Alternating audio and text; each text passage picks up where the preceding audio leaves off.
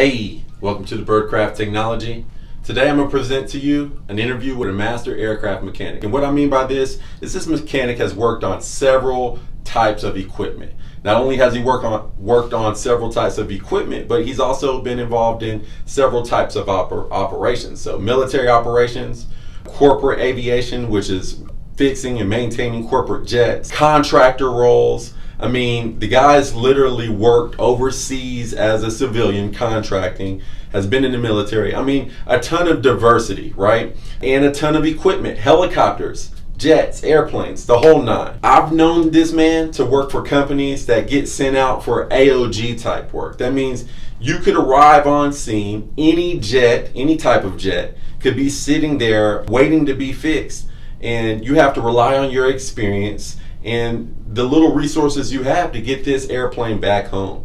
That takes a lot of experience, that takes a lot of skills, you guys. Hopefully, we'll learn something. So without further ado, I'm going to introduce to you Mr. Joe Peebles.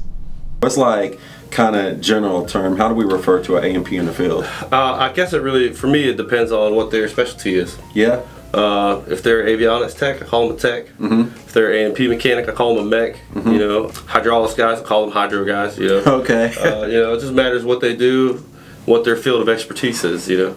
That's interesting. A&P mechanic. It sounds like you would say that all A&P mechanics are not equal. No, I don't believe that. I think that you have a specialty and you learn that specialty, and then that kind of blankets you into that specific job. You know. That's right. Some people say jack of all trades, master of none. I like to say jack of all trades, master of one, right? Because us as aircraft mechanics, there's usually, we have our one strong point, but we're familiar with a lot of different things. Right. How long have you had your A&P?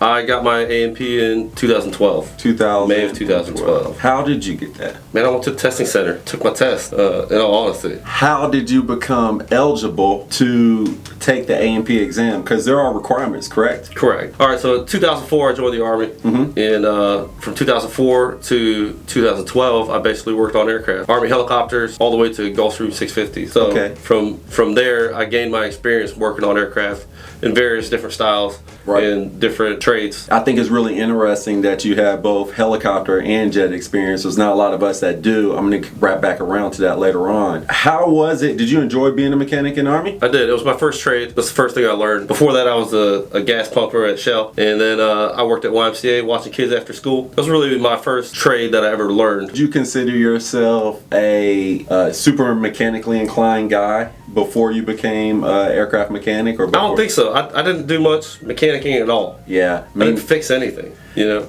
Me neither, dude. I didn't even learn how to change my oil until after I knew how to. I was a journeyman in the avionic world before I learned how to change my oil. Right.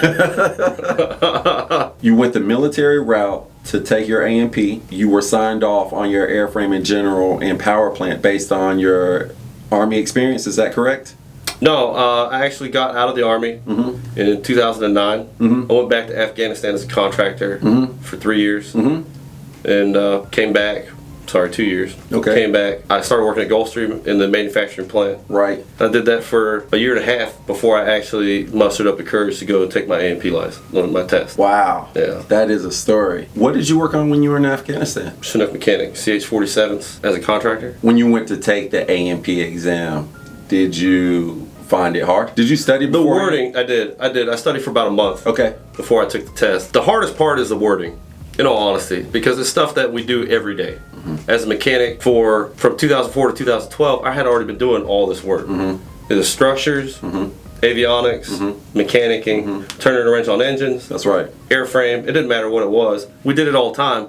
It's just the wording I didn't understand, or I didn't have the correct verbiage for the testing. After looking at the test and reading through the test prep books, and making sure, you know, this is what I'm actually doing. Is it actually this? You know, I didn't know that. And so that was the hardest part for me. I always like to spend a little bit of time talking about how mechanics got their A&P, because I know there's a lot of aspiring people out there, and I know that's like a huge obstacle. A lot of guys go through school, and I know when I went to school, there was a list of 500 people who had completed within like the previous 3 years, and none of them had come back to take their exam, right? So they had gone through a whole 2-year program, but for some reason they didn't go take their actual That's rough because you forget it all. You know, it's really hard to remember I wouldn't all want to those go. tests. I wouldn't want to go back and sit for it without studying. No, it was rough. What's one takeaway or one piece of advice you would have for someone who's about to sit for their written exam? Let's say they want to take their written exam, they have made no initiative towards actually like taking a step towards getting it done. What advice do you have for them? Study and do it. Really, make that jump. It's not hard. And if you fail it, you can take it again. There's FAA websites that you can get on for training. They have practice tests that you can do. Everything's on a computer. It's really just making that jump. Don't be afraid to, because if you fail, you can always go back and take it again. That's right. And I believe the process for that is if you fail the exam, you have to wait 30 days unless you go to another A&P mechanic, in which case they can sign off you to go take it again immediately. However, they're supposed to review the failed questions or the sections that you didn't do good at. They're supposed to freshen you up on those. Do you enjoy being an aircraft mechanic? Most of the time I do. What do you enjoy about the job? I just like fixing them. I really like, it's the gratification after the fact. That's right. It's very rewarding. It is, man. To see that aircraft that you're just working on completely apart and then all the way back together and then flying off, it's really unbeatable. Outside of that, what else do you like about the job? My job has been pretty crazy. I've always kind of put myself in really uncomfortable situations. I've always really tried to find the job that people hate doing. That's really my niche. Is I like to do stuff that's really hard, because when I'm done, I feel a little more gratified. I feel like that anyways. Myself, like, yeah, man, I did what nobody likes to do. That's right. That's really the part that I like the most about the job is I go do the hard stuff, and when the hard stuff is done, I know I did it, and I know it was done right. I can attest. I'm huge on accountability, and one of my partners, one of the things that I constantly do to him is I say, hey, I suck at that job. Make sure I get all of them for the next 6 months. Right. Because I don't want to be not proficient at something, and the only way you're gonna get better at it is if you do it. Yeah, you know, absolutely. Who's the best at installing upholstery? The person that does it every freaking day. Right. What originally drove you towards the aviation industry? I mean, I know you were getting into the Army, right? Right. So were you interested in aviation before the Army? Not at all. My dad actually pushed me into aviation. I was about to join the Army. I wanted to go be an infantry guy. I wanted to go shoot bad guys. Be hardcore, right? And my dad was an infantry guy, right? And he decided to make sure that I did not become an infantry guy, right? So he pushed me to aviation. It was good. It was a good move. Yeah. Right before I actually signed my papers to be an infantry guy, right? And my dad dragged me back to MEPS and talked to that recruiter. Told him he was crazy, that I'm too smart for it, basically, and he challenged me to go into aviation. That's awesome. How that worked. That's awesome. I got a similar story, man. Ultimately, there's a lot of people out there, and they're like, they want to be an aircraft mechanic, or they want to be an inspector, they want to be a director of maintenance someday, but they don't know how to get there. Do I go military? Do I try to go general aviation or corporate aviation? Do I go airline? What's some insight that you could give them? So we'll start with military. I don't know, you were in the Air Force. I was in the Army. We learned by getting yelled at and being threatened to do work after work. We made sure that our work was done, and I mean, we worked 24 hours a day.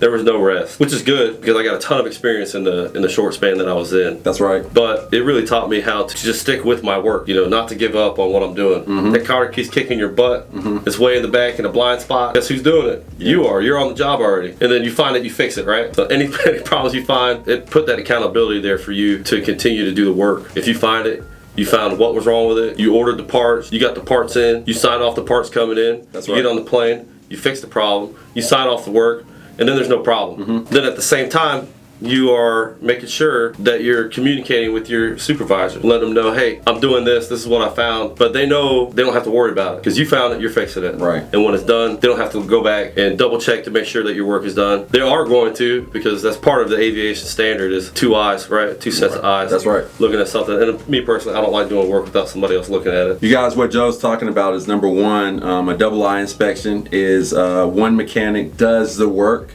obviously kind of looks over his own work, but then he has his colleague or wingman or teammate come over and give it a second pair of eyes, right? So that's a double eye inspection. One of the things that we speak about in the field, because a lot of mechanics have to do work by themselves, so you kind of have to wear two hats. You have to wear the maintenance hat, and you have to wear the inspector hat. So what you want to do is you want to do the job. You want to, look after your work, make sure it's good. You want to walk away. What I like to do is grab a cup of Joe, no pun intended, and then come back with just a flashlight, my cup of coffee, and just give everything a look. And the cup of coffee is not so much, oh, I'm leisurely drinking a cup of coffee. It's to remind myself I'm not allowed to touch a tool. Right now I'm in inspector mode. I'm not allowed to touch a tool because it's not tooling time. Technically everything should be done. So it's just, that's what you want to do. You want to make sure that you at least, if you're working by yourself, you at least come back as an inspector with an inspector's eye and really give your work a second glance over. And you would be amazed at, and maybe you wouldn't, at how much you will actually look over because you've actually looked over it so many times. Right. It's like if you don't catch it the first time, the second, third, and fourth time, but another person could walk up and just be like, yep, right there. Yeah, fresh set of eyes, they'll see it right away. That's right. The military sounds like the primary breeding ground for getting a lot of experience and getting a lot of responsibility right now. And it's not the most PC environment, right? I mean, no, not at all. You're going to be getting yelled at and cussed at. Sometimes, your chief or somebody, they just don't agree with your work ethic. That's right. And you're gonna pay for that. That's right. But it's just, for me, it was a good way to learn because I was a bad kid. So anybody yelling at me usually set me straight. I didn't get stomped into the ground like you Army guys, but in the Air Force they did their fair share of yelling, and the same thing. I don't think that there was anything better for me at 18 than the military. Right. So what would you say about the airlines and the MROs? Corporate's a dog eat dog. It's very competitive, clean cut, nice clothes, squared away uniform. You want to represent the customer. You want to represent your company. Yeah, the company or the principal very well. When I worked at Gulfstream, that was all corporate. Shirt tucked in 24/7. Didn't matter if you're covered in sealant, covered in hydraulic fluid. If you had Massenox all over the place, your shirt better be tucked, and you better look professional.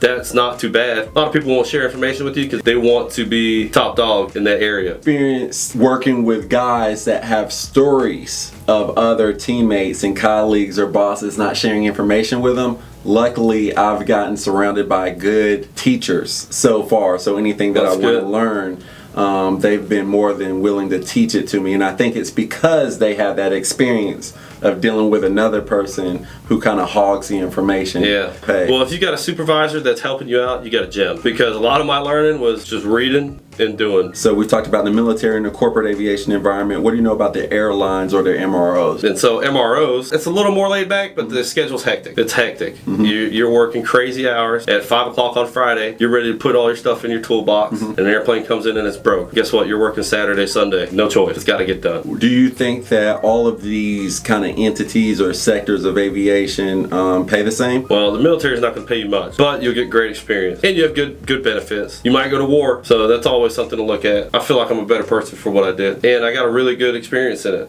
I learned how to fix an airplane under fire. That's right. A lot of stress. Why do you think, for someone who's just extremely mechanically inclined, girl or guy, they've been working with their father or uncle or something in the backyard, and they're like, I know that a skilled trade is the way to go, and they're considering aircraft maintenance. Why would they choose aircraft maintenance over like welding or becoming an electrician? What things do you think would be benefits in aviation over those other trades? Because we talked about fixing things, right? And how rewarding it is to fix things, right? Well, you can fix things in a lot of different deals, right? I don't think that you should choose to be in aviation if it's not something that you're passionate about. I understand being unfamiliar, but once you start to consider the idea of becoming an aircraft mechanic and being in aviation, I think if you can think about being an electrician or being a plumber and it's equally as invigorating, then maybe you should go that route just because of some of the cons in being an aircraft mechanic. Right. Such as the liability. The plane's the most important thing, so you will stay there until family plans requirements all go out the window. If you are a plumber or electrician, it may not be that big of a deal, right? If you are contracting, there's a lot of equipment that I can buy for $5,000 or $10,000 as an electrician,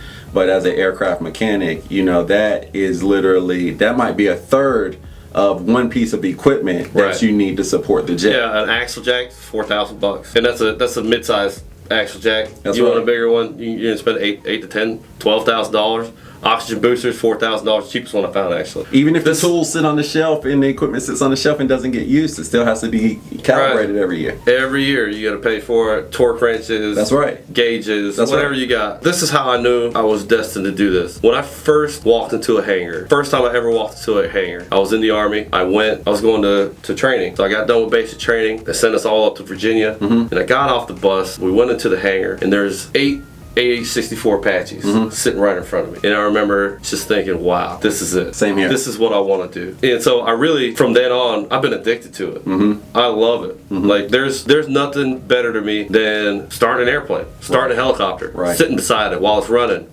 watching all the moving parts, knowing how it works. Like it really gets me going. Like I really love it. I'm with you. One of the coolest things is I love when I have ears and some earmuffs, and so everything's just perfectly silent. But without them, everything just sounds totally chaotic and loud or whatever. And I'm back here beside, either on top of the engine when it's completely spooled up. This is so much power. Like this is so much. Yeah, and you're just sitting there kind of casually, looking for, leaks or bleed air or whatever. And I always love just being around that much power, being that close to something that can literally just eat you alive. Absolutely. It's a dangerous job, and being able to maneuver around that danger and make sure that people are flying safe in these dangerous machines. You can't pull over at 51,000 feet. That's right. Change a tire to fix a main landing gear, to fix a wing. That's right. So that danger that gets me too. Yeah. Like, I like that. The circumstances, it breeds a really sharp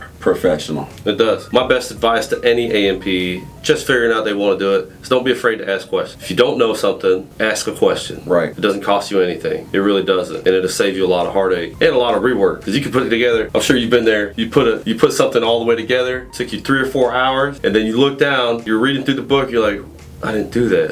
I don't understand this. Let me go ask somebody. Then you ask them, they're like, yeah, you gotta take the whole thing apart. So now you're double work, and it might not make you upset, but it's a lot easier to learn in the process. That's right. You'll never forget that moment when you took a whole transmission apart, put all the gears back in, did all this work, closed it all up, sealed it. Now you've got wet sealant, you're pulling all that sealant out. It's the worst way to learn. It's a good way to remember, but it's a terrible way to learn. Have you ever heard of aviation-induced divorce?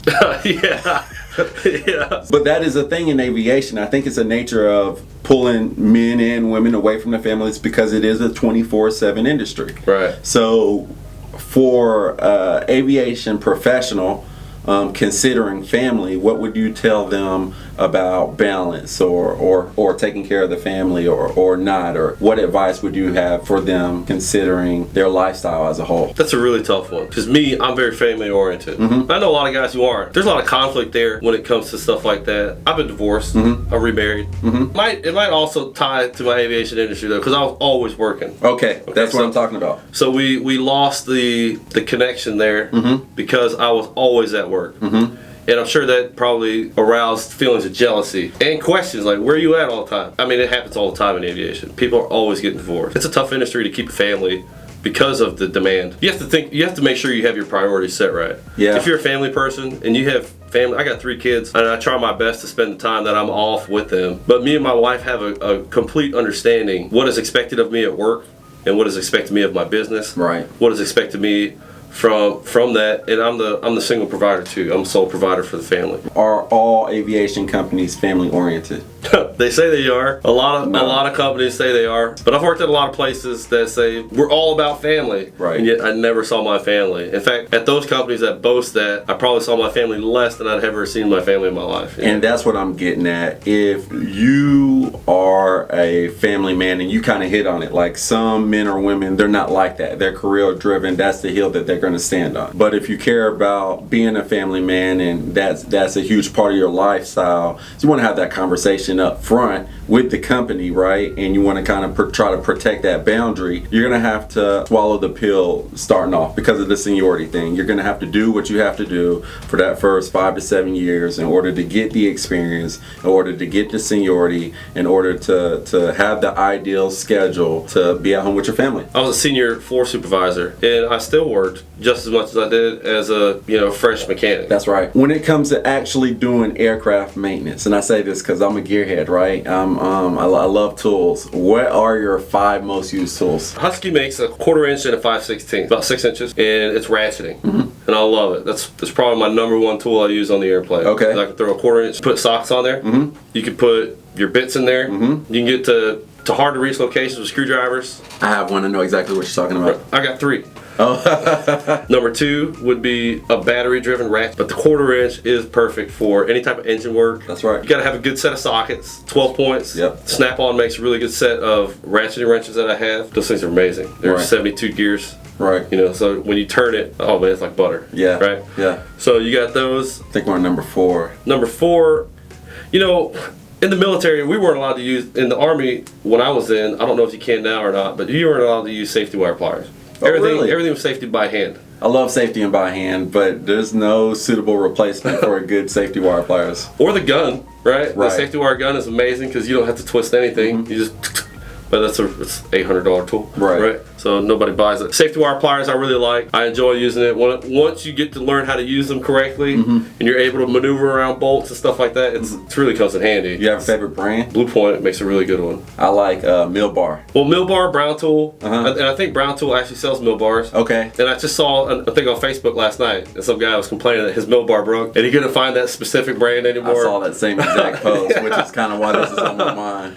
So yeah, the safety wire plier is definitely in a good drill. What drill do you like to use? I like to use a Daywalt 20-volt lithium-ion drill. Makita makes a really good drill, and so does Milwaukee. So you have to be careful with your finger pressure, but luckily a lot of them are, pressure sensitive. Yeah, and clutch. Right. Keep that clutch down low. One of the huge things that we, as a mechanic in an inspection, we always cuss out the previous mechanics is when we get to screws that we can't get out. So if you're a new mechanic, if you're aspiring to be, just remember, in most applications, the reason why we torque things is because we are trying not to over tighten it. In most applications, our fear is over tightening and breaking. One of the things you got to learn as a mechanic is just how much you need to put on it. Right. And they tell you the torque for, the nut holding on the oil cooler or whatever, but the screws, they may not tell you what the torque is going in the panels, and you just want to make sure that you ask questions, ask other mechanics, and make sure you're not setting the next mechanic up to fail. Yeah, please don't. The Johnson bar, have you ever used the Johnson bar? I have. Johnson bar, for you guys that aren't familiar, Google it. It's a really cool tool to get out screws that have been stripped or are just stubborn screws. I got one more tool though. Let's hear it. I love radiator hose picks. They're picks about that long. They're used on cars to help you get the hoses wrapped around where they go, flange, and then that hose kind of slips on there. So Snap-on sells a really good set of radiator hose picks. They're great for getting cotter keys out. Okay. Absolutely perfect. Okay. For getting cotter keys out in hard places. You work Gulfstreams. So on the back of the Gulfstream wing, you got all those actuators there, all of those control rods, all those cotter keys are humongous, or they're in really, really tight spots. Get a radiator hose pick, pop it in, 5 minutes. You got the entire back de-cotter pin. Nice. We're learning things. So that's a really good tool. A lot of people don't have that in their arsenal, but it really works. It works wonders when you're really struggling with some cotter keys. All right, you guys, that wraps up the interview with Joe Peebles, master aircraft mechanic, expert in the industry, a guy that's extremely skilled, and one that we'll probably hear more from in the future. If you guys have any questions, any comments, feel free to drop them below. And like always, we'll continue